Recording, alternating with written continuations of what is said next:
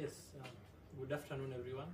I'm Roland Nyamoloyo, a student at Maseno University. I'm pursuing my attachment here at NGEC. Thank you. I'm Melanie Melissa Owiro, a student at Maseno University.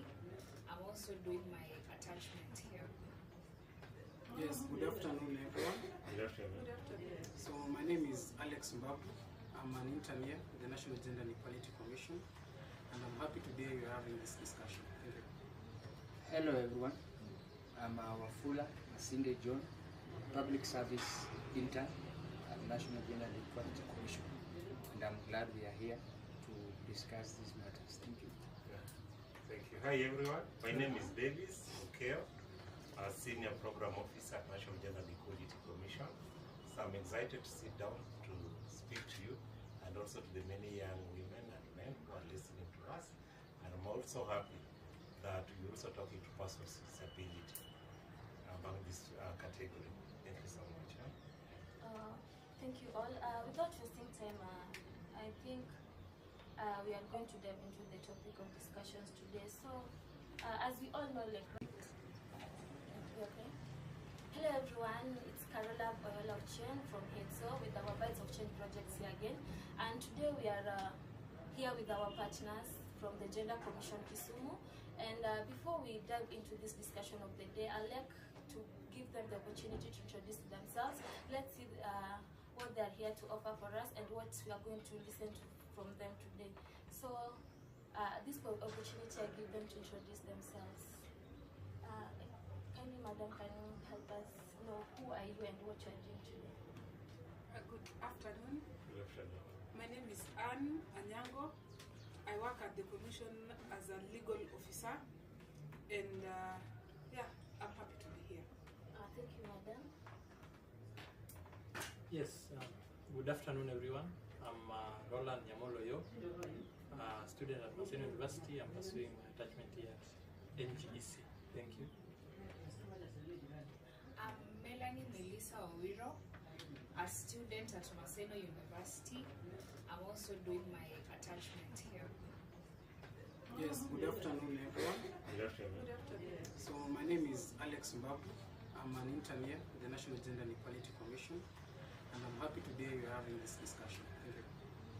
Hello everyone, I'm Wafula Asinde John, Public Service Intern at National Gender and Equality Commission, and I'm glad we are here to discuss these matters. Thank you.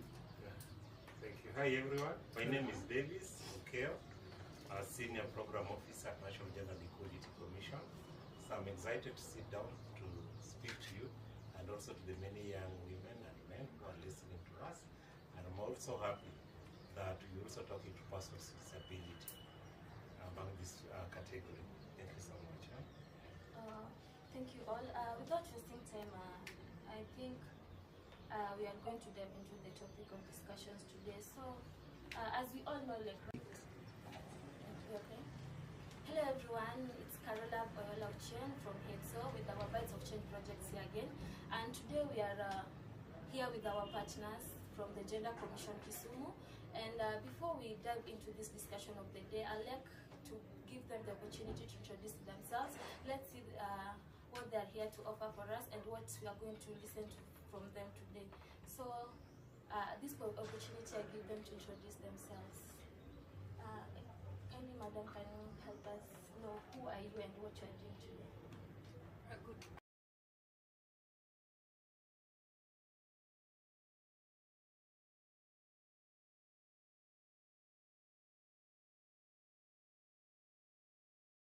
Good afternoon. My name is Anne Anyango. I work at the Commission as a legal officer.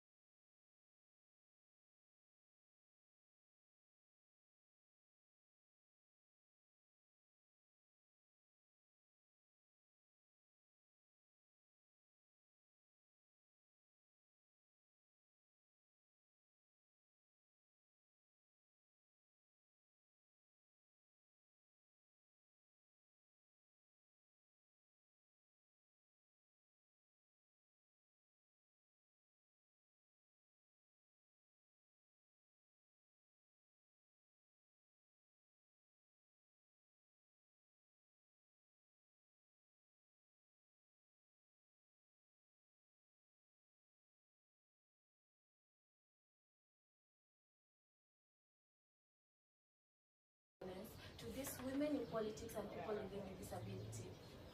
Kindly, if you don't mind. Thank you so much, Carola. I think let's be real. Gender-based violence is not just happening at our homes or in the streets, but you've put it right that it's now taking place online. Exactly. And you also rightly observe that majority of us are online. True.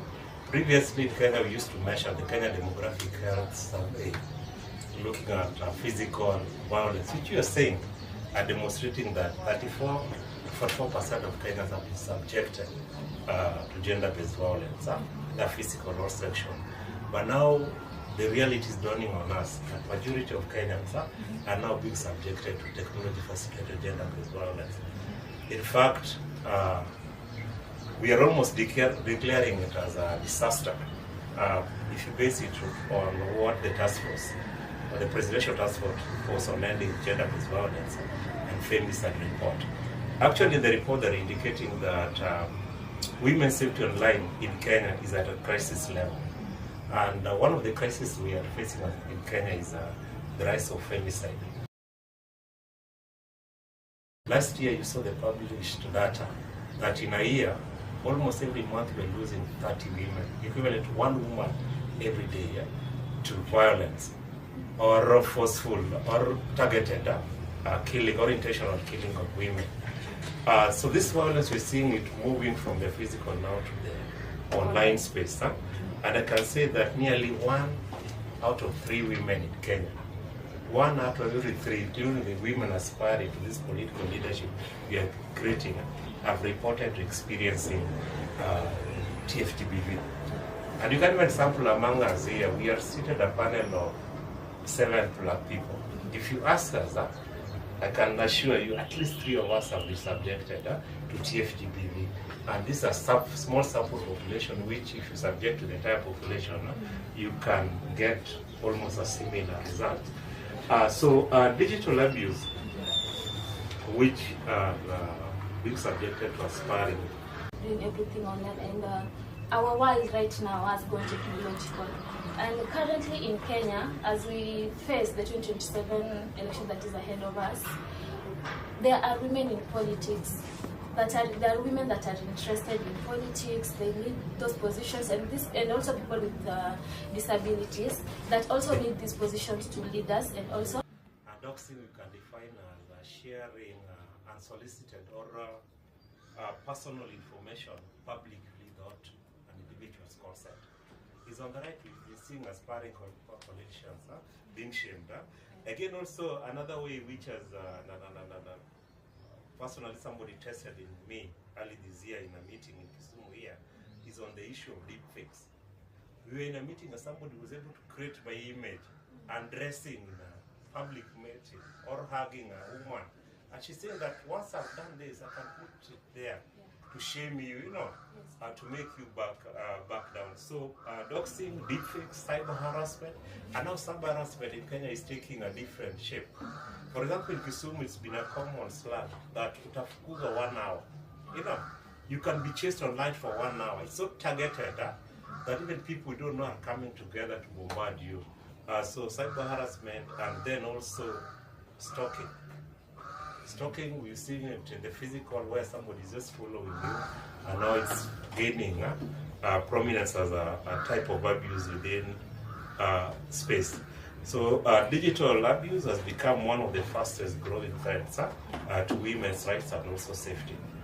Oh, thank you for that. And that brings me to my next question. Why do you think that women are the most people that are vulnerable to this online harassment? Because you find that when the aspirants are there, there are male aspirants, there are female aspirants. But why do you feel that these female are more targeted?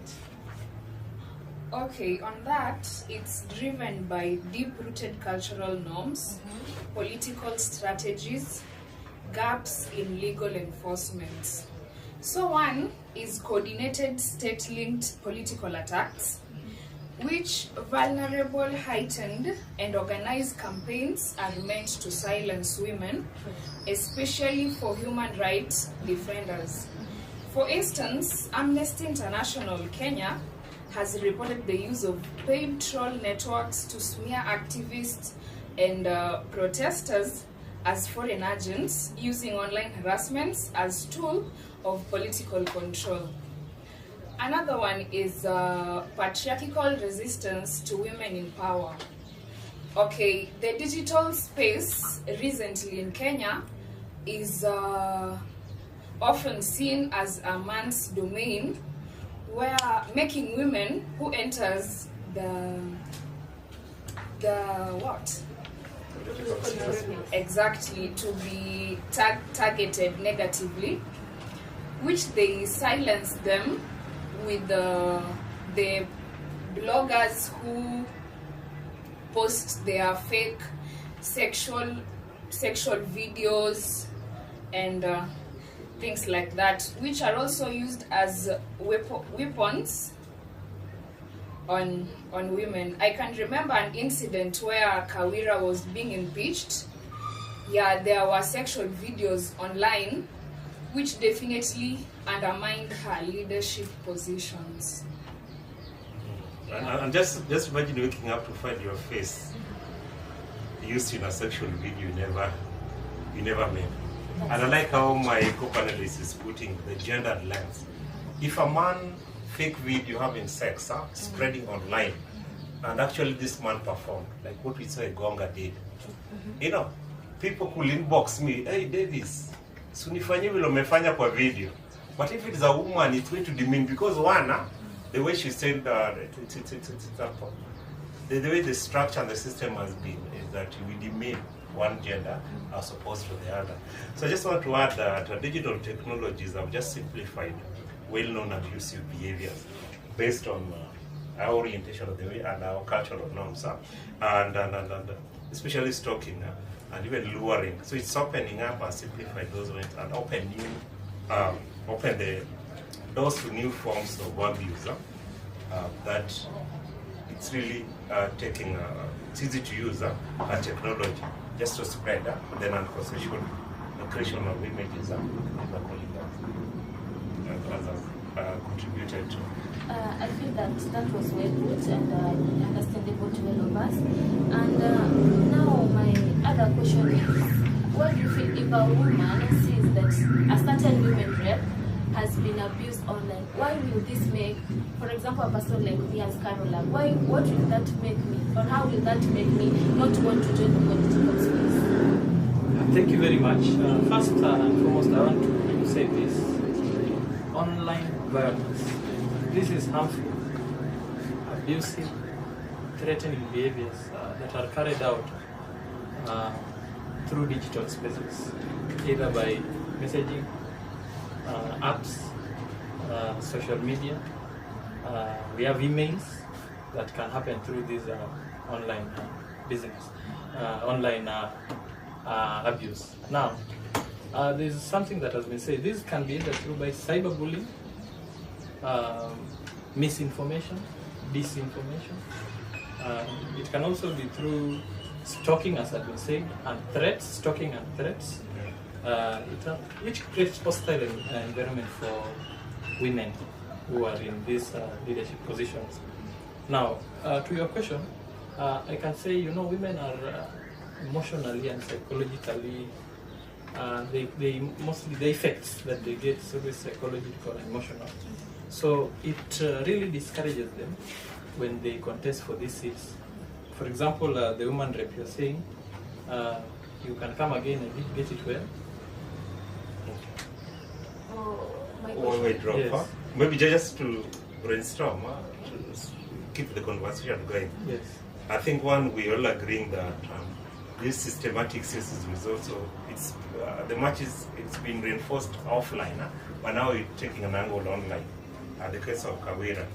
And I can share a similar story here with a young student leader in Masinde Muliro. She contested for a Secretary General post. And her campaign was nearly sabotaged when someone created a fake sexual images of her. And this someone was not far off. This someone, they had a relationship. The same way you're seeing the physical space, the intimate partner violence taking place. But now you're seeing your intimate partner using your photos and your video. In fact, she said she woke up with 300 plus messages on her phone. because both on FB and also WhatsApp status, that somebody had posted a social media which was all fake. And the way my colleague is saying, that psychological torture, the trauma, was almost becoming unbearable for her, and she almost contemplated dropping out of the race.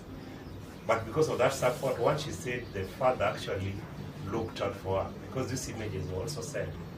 Up to date, she doesn't know how this ex managed to get even the contact of the dad and share such videos.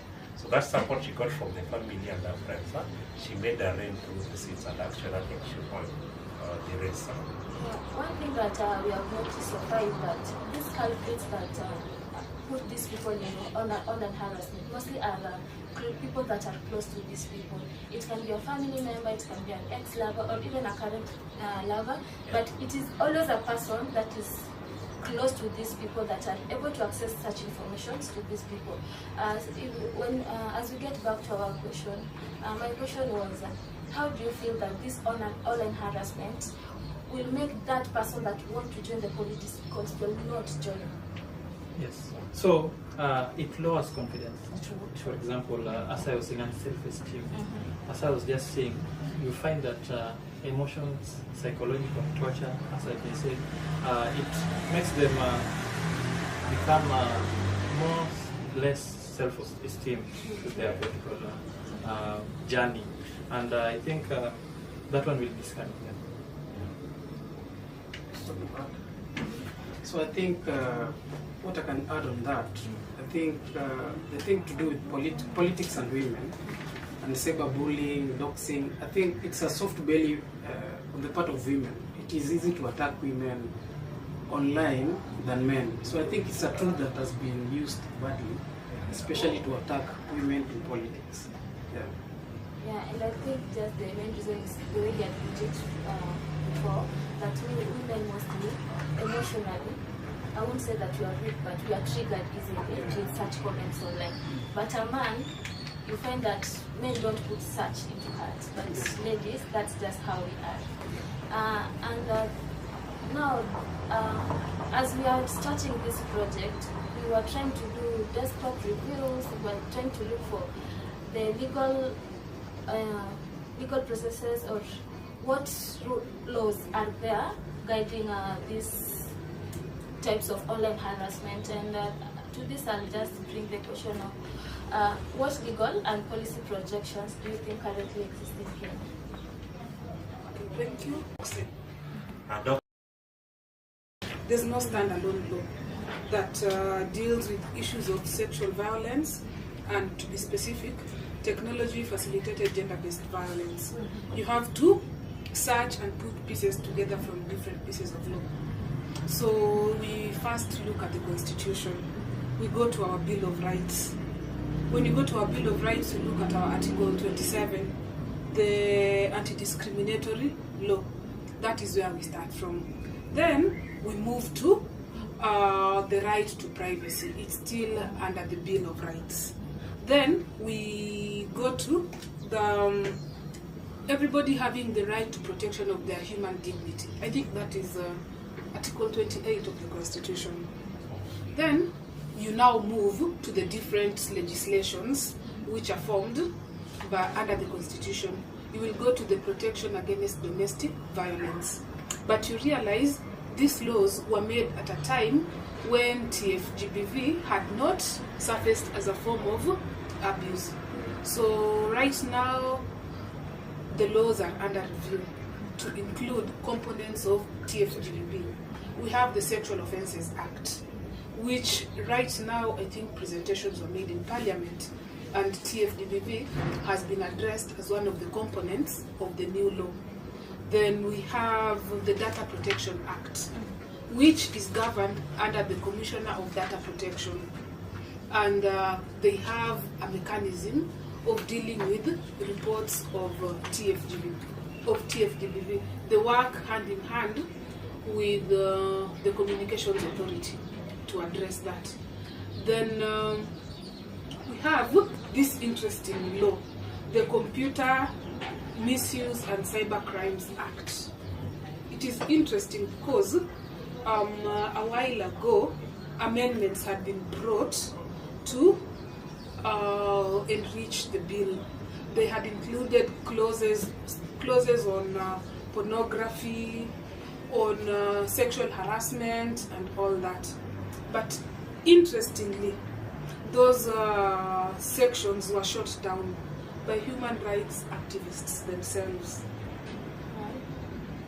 They felt that a law in Kenya having such inclusions was going to apparently, there's no specific law, there's no standalone. I don't know what that means, but yeah, the amendments were brought in by Honorable Eden Duale, and you know, it was going to put Kenya on the same level ground as countries like Germany. In Germany, when you, for example, want to view pornography, you are asked for your national identity number. You get? So you have to put it in the system. So we'll automatically know that on Tuesday, between 6 to 8, Anne was watching pornography. You know, Kenya was going to that level, but unfortunately, those sections did not see the light of day. So, yeah, and the Sexual Offences Act, we hope, is going to actually address all these issues of technology-facilitated gender-based violence. Yeah. And so, in an area where like people like they may not know these laws that exist, but this person is subjected to this online harassment, what is the procedure that this person can follow to make sure that he or she gets justice? Okay, number one, I would say, if, for example, now let me use myself. I come from Kilifi, in the heart of Kilifi. I am in a relationship, and the next day the relationship fails. Then I find my naked pictures online. The first thing I would advise you to do is to rush to the police station, report the matter, get an OB number. Then, number two, because the police processes do work, but in order to actually get the justice you deserve, you should take the next step. The next step, and report this. There's a unit that is not known to most of us in the police. It's called the Cyber Crimes Unit. You make a report. They'll be able to quickly analyze whatever you're saying, and after analyzing whatever you're saying, they would be able to know whether it's right, what you're saying is factual or not. Then number three, you can also file your complaint with the Data Commissioner. The Office of the Data Commissioner also, I'm doing this as I also look for a number of somebody who will also be able to help you in an instant. With the Office of the Data Commissioner, you also file there. Or if you're not able to travel, you can lodge it to the NGC, who will work with other stakeholders to see how you can be helped. Or you can also lodge your complaint with the Office of the Communications Authority. They also have a small department that deals with TFGBV, and they are well trained to deal with that. Yes. And since now we are talking about, when you mention women and these people living with disability, we also bring the gender card in. And the Gender Commission is a trusted body in Kenya right now. And what crucial role do you guys play in ensuring that women and girls, as they venture into politics, they feel that they are safe? Okay. Before I answer that, I have gotten a number that I will share with you, and I don't think it is right to. Yeah, it's a number that of a lady who was given the direct authority to deal with TFGBV in Kenya. She's the only one, and when you call her, it is done there and then. I will share I the number. think you can share the number with us later because currently we are developing an app that is trying to address this digital threat, and we find that in this app, a person will report the type of online harassment that he or she has undergone, and we are connecting this report to like psychologists and DCR, and I think such people A referral network. yes, referral networks, and we think such individual will graduate Okay, to I us will to leave it to you. develop. So, thank you to the question you asked me on what the NGC, the Gender Commission, Yeah. is doing to promote safer and more inclusive digital spaces. For these women and girls. Yeah, we have various programmatic interventions. Number one, we do a lot of legislative and policy review. And we do make the submissions before Parliament, county assemblies, or the body that has requested for that. And our submissions are taken in seriously. If you visit Parliament, the Hansard, you'll be able to see records of NGC on our submissions through the various committees. Then the NGC, now that is the Data Commission, we monitor government compliance. And after monitoring, we do make reports and highlight the gaps. And you see, for us as the Commission, we do present directly to Parliament. And our reports are taken very seriously. Then, number three, we do a lot of public awareness creation on our own and its stakeholders. So in our forums, you'd find Alex here presenting on what is GBV, you'll find Roland presenting on TFDBV, you'll find Melissa presenting on areas of redress and how they can be helped and all that. And we do that alongside the State Department of Gender and other like-minded organizations. Yeah. Then we also do complaints management. We receive complaints from members of the public. It is free of charge, and we do assist where we can. For example, we lack the mandate to handle criminal matters. But if you come and tell us that you have a complaint touching on sexual harassment, domestic violence, and all that, we will ensure that your matter is filed at the police station. We will ensure that you get the required medical services. We will ensure that if you want, your matter is before the ODPP. Yes.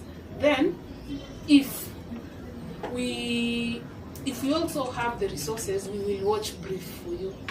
Yes.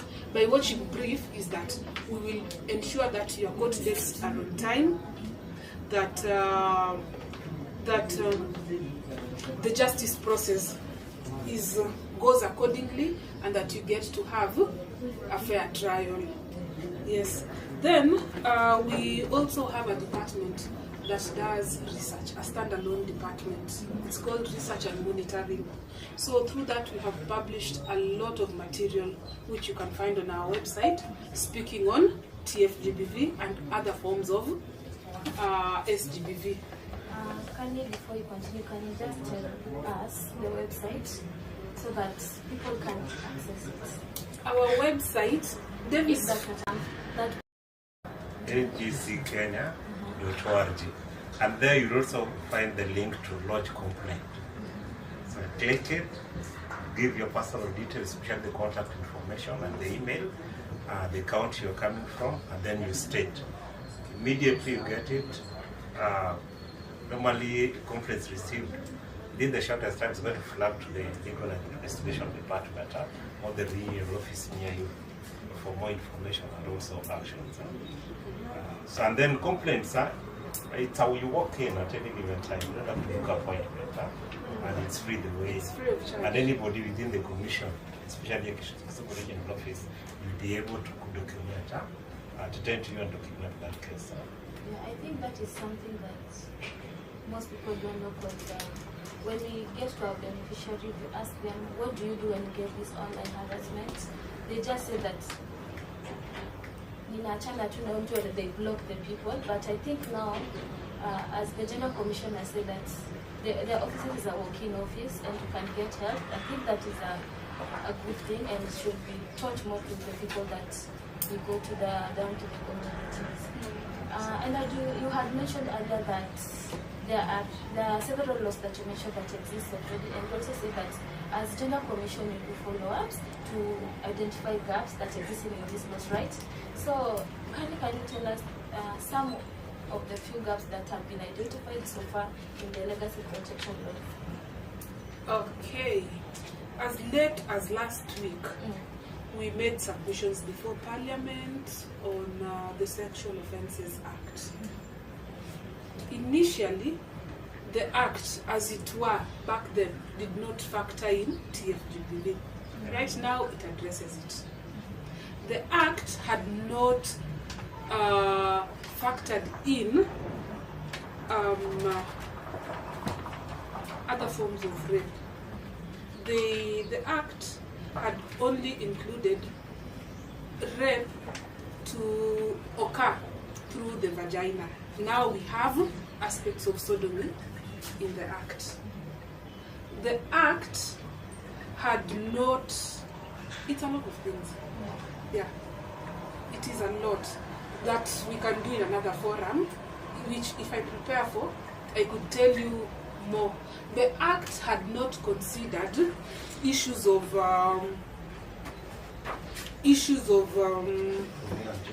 yeah, that's what I'm looking at, the right word. Issues of coitus between minors. You get? And the boys, we call it canon knowledge. It was felt that the boys suffered discrimination. That is no longer the case with this new amended Act and policy. Yeah. The Act, the former one, did not have a coordinated way of identifying potential perpetrators. Right now, this one has a coordinated formula, and we have now a registry, a sexual offenders registry, where you'll be able to flag out Davis Ochieng as a perpetrator, Victor whoever as a perpetrator, and Anyango as a perpetrator. It's a gender, and the policy and Act has gone on to provide for the establishment of SGBV codes, which is a new game ball in Kenya. It's a lot. That's what I'm saying. We can discuss it in another sitting so that we dissect it bit by bit.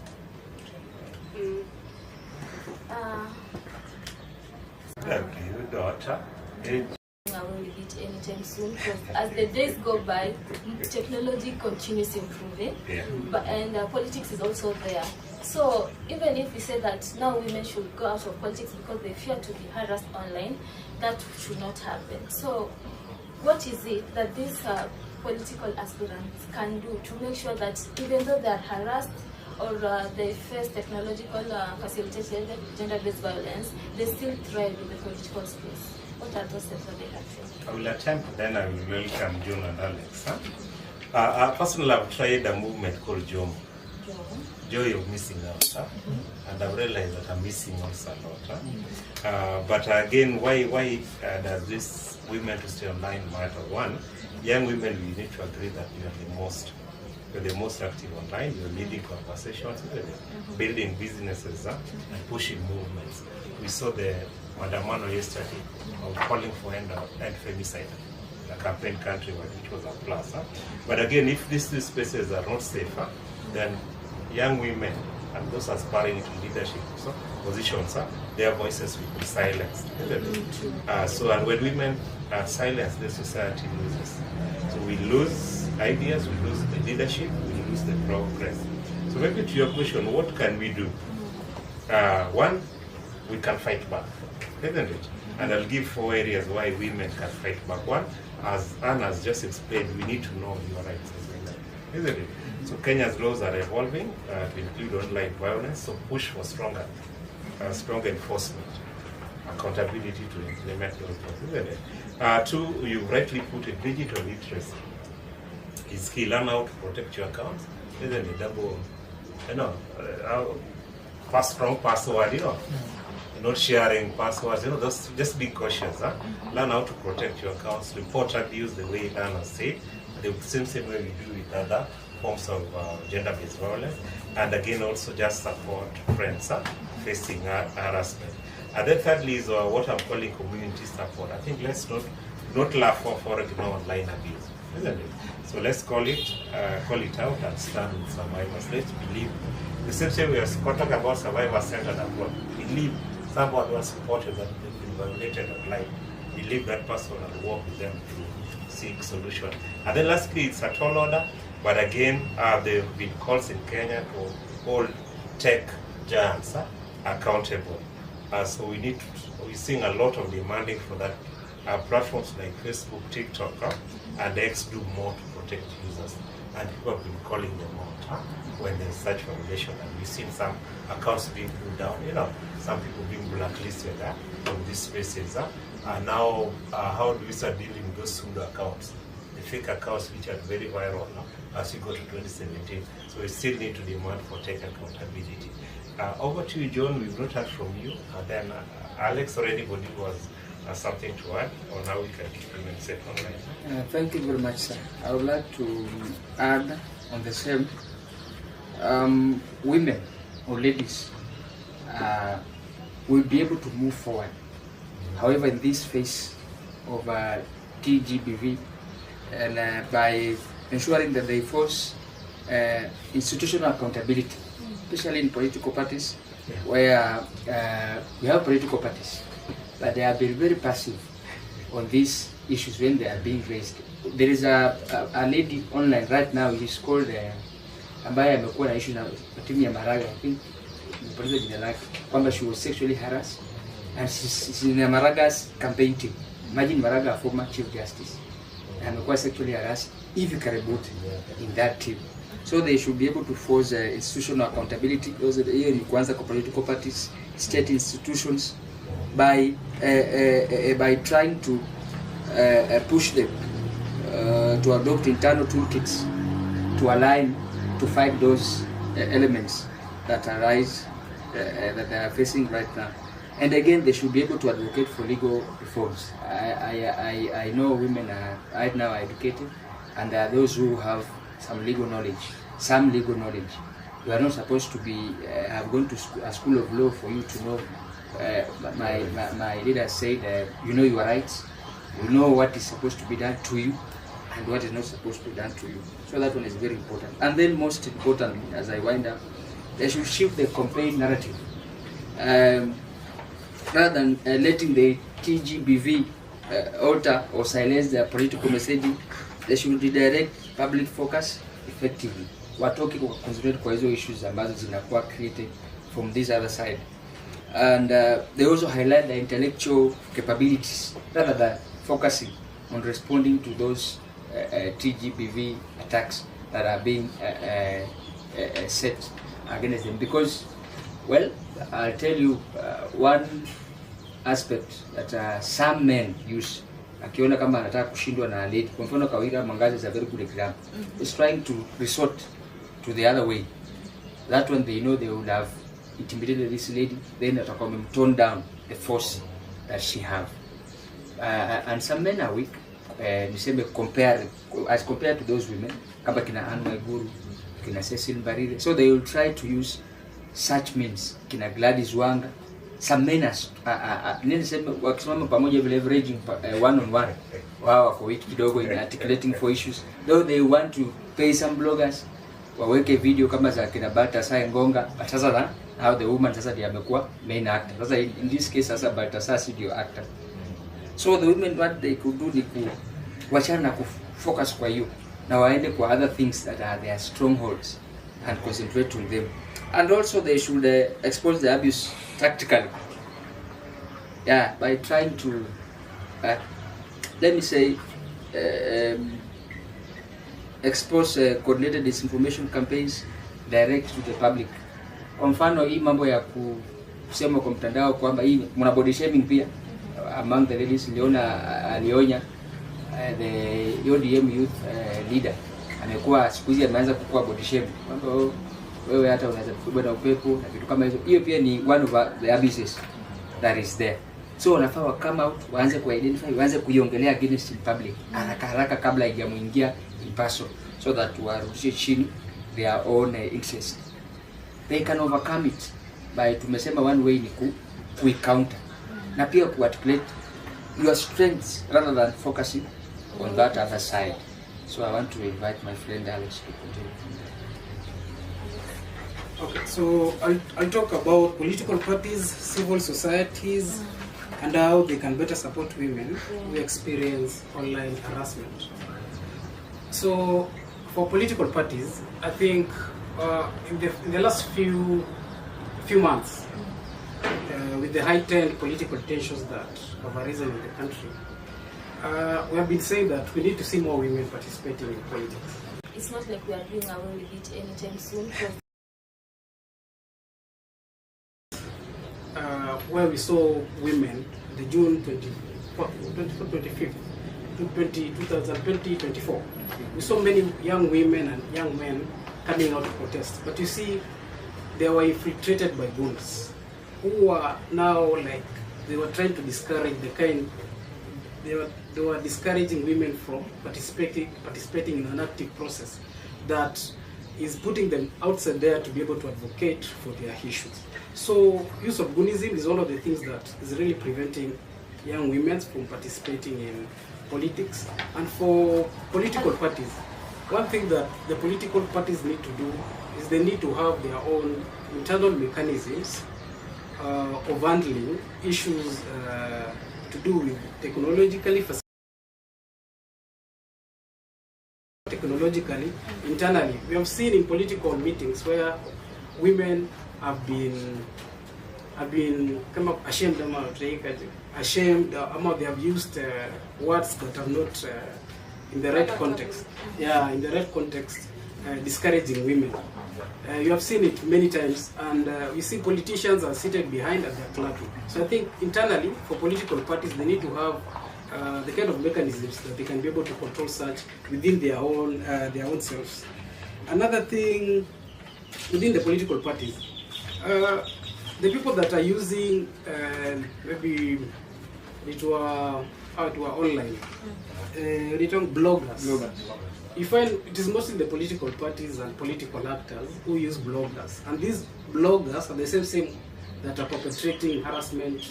Ndio wanatengeneza videos za AI zenye haziko appropriate. So I think for the actors themselves, political actors, they need to train their personnel on how to handle information, how to disseminate information in an ethical way.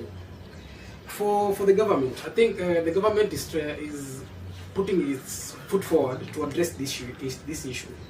For example, the Cybercrime Act that was passed in trying to address some of the issues that were arising in the field of TFGPV. I think the government is putting much effort to address this issue. As my friend Anna said here, there are various laws that are being put and various legislation that's under review to ensure that TFGPV is addressed. So for the part of government, I think one thing the government needs to do is awareness. I think for most people in the population, I wouldn't say that it's either young women, men. I think it's the entire population. Then there's need for awareness. How do we report such cases when they occur? I think from my end, I think most people they don't know the appropriate channels that they will need to use to be able to report such cases. The other thing is strengthening laws. We've talked about that. The civil society. For the civil societies, one thing is they need to put a survivor-centered approach. We need to put much focus on ensuring the survivors of such crime are in the right shape. And this is through first thing like counseling. They need to have counseling. Apart from counseling, if it's something that needs to be addressed in a legal way, then they need to provide legal support. Another thing is provide efficient referral pathways. For example, here at the National Gender Equality Commission, we try at our best to provide counseling to any person that comes here. It doesn't matter the case. that is at hand. If it's something that we feel needs to be addressed, counseling needs to be done. The counseling department will be able to handle it. If it's something that will need legal support, the legal team will be able to handle it. If it's something that you cannot handle here because we do not work alone, we partner with other departments of the government to ensure services delivered. Then you can be able to refer. It's something that you can handle internally, then you'll be able to handle internally. So the other thing that I'll need to address is about citizens. Citizens should report these cases. When they occur, I think people should report promptly. Promptly. They should not wait. They should not wait immediately. They should not wait for a long time. Wakati joto iko, then they should report so that the cases can be handled efficiently.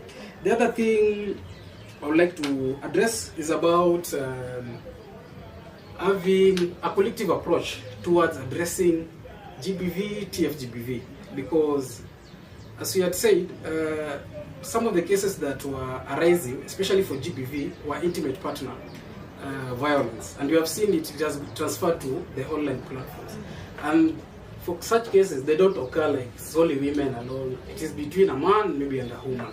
So for the collective approach, then we need to have where both men and women are involved in the entire process. So it's one thing that was addressed in the task force report on GBV and femicide. They recommended that men, especially men, young boys, should be fully involved in issues to do with GBV, TFGBV. Because if you take a collective approach where men and women have been able to be involved, then I believe these cases will go down. Thank you. To add on Alex, government should take proactive measures to ensure that the Parliament of the day reviews all the legislation that touches on elections that will protect women. In this case, a Parliament should ensure that the Political Parties Act, which regulates the conduct of political parties, is reviewed and has inclusion of TFGBV meted towards special interest groups. Then Parliament should also ensure that the Elections Act is also amended to address TFGBV, because the Elections Act actually is there to govern the conduct of elections and the conduct of aspirants. Then also Parliament should also ensure that the IEBC Act is amended to speak on TFGBV. And then Parliament should also grace the NGC, should also enhance the mandate of NGC to ensure that our commission has a quasi-judicial mandate in that we have the powers of a court, but not full powers.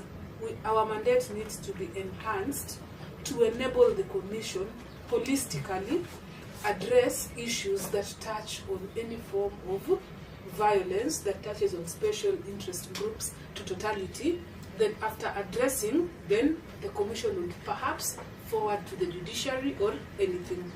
That would come in handy to alleviate the burden that is placed in the courts and also enhance Article 159 of the Constitution. Yeah, thank you. And that there are cultural beliefs that also make these women not want to enter into the political spaces. And you find that in Africa, or rather in Kenya, we still believe that men are the ones who are meant to be leaders. And you find that if a woman comes to vie for a certain position, she will face challenges. And mostly, as we are discussing this now, online, the people, everybody is saying things that are against these women, just because people believe that women cannot be leaders. And speaking from experience, when you look at the comments of these political leaders, the people that are bashing these people, or are rather abusing these people online, you find that it is men, because they feel that this man should not lead us. So, as Gender Commission, what can you tell these boys of men and the young boys back in the community, how can you advise them, or what do you tell them concerning this online harassment towards women in politics? Hey, boy child. Yeah. Two years ago, we produced a document we call the key socializing agents. Right from family, you know, how does this gender norms and social norms get entrenched, isn't it? And we said, can you speak with families at the family level for addressing the community level, within the schools, okay, within the churches, the religious leaders, within the cultural elders. So tackle those, including the celebs and the media, because they have celebs who are worshipping them, you know, and their word can make dissuade or persuade. So maybe to me, I can say to the women, let them, I think their voices matters. So don't let online hate silence you. And to the young men and older men, and I think these perpetrators of online violence are not only young men, even wazee kama sisi. When we go online, we attack. If we get attacked, we get attacked, isn't it? So even to us, young men and old men like me, I think what we can urge us is that we need to be allies in these conversations. We need to challenge those norms and call out abuse, even if the things are run or perpetuated by our closest friends. So let's call out abuse and help create safe spaces. Okay, and all of us, you know, remember, no case of violence, whether online or offline, is ever justified. I think that's my take. I like what allow me to go back. My colleague mentioned around referral pathway report, isn't it? And remember, referral pathway, we said our commitment, I think that the government commitment is that we need to reduce the turnaround time, you know, when you report a case from the response, isn't it? And make it, I think the commitment is reduce the turnaround time. You receive the specialized SCPV, because at Kisumu, by the way, we have a specialized, the third in the country. Second or third in the third. The second was in CIA, and the first one was in Mombasa, Costa. So to reduce the turnaround time and also reduce the cost burden on this person who has reported. And I was just thinking some of the best practices. Sexual violence, we say you report within 72 hours. But now with the learning the country has got and the expertise we are experiencing, we are saying, even after 72 hours, there's something which can still be done to the survival. The same we are telling, if you've been subjected to this, technology facilitated gender-based violence, report immediately. And even after 1 year, we can still get the digital footprints in this case. In as much as it can be difficult. So what we need to pass out that, you know, once you gather the courage and the confidence that you can report this case, please report it. Haijalishi ilifanyika nini, isn't it? And then it's also a challenge to us as institutions, both civil society, government institutions. The task force report has recommended a novel SDPV funds, TFD, specialized funds to help survivors walk through this journey. So maybe it's high time we see which institution is going to enact it first, isn't it? And showcase it to the world. I think this that was testified beginner session. For the Gender Commission, what can be your key message to these people that are aspiring to be politicians, or these women or young girls that are aspiring to be in the political space? What's your main message to them? It had been... I'll take one, because I want to believe that's the last message. So we start with just one word or one sentence. Statement, okay. To assure this woman that tuko na yeye nini. I would like to reiterate the fact that we are all equal. We are all equal before the law, and so the fact that we are equal means all of us are justified to run for any office that we deem fit, that we know we are qualified to run for. So there can be challenges, there will be challenges. All of us expect, even these men have their own challenges, their own places.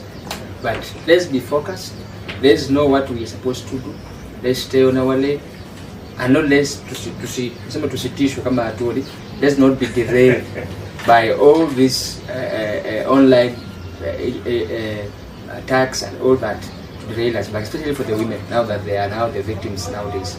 They should be focused, they should enhance themselves, make themselves better, and run as free as they can. Thank you. So, for me, what I can say for young, aspiring women, young men, or persons with disability out there, one thing is they should go for it. I think there's no other better time than this. If you keep postponing and saying that maybe you are waiting for another better time or a future, I don't think it will ever reach.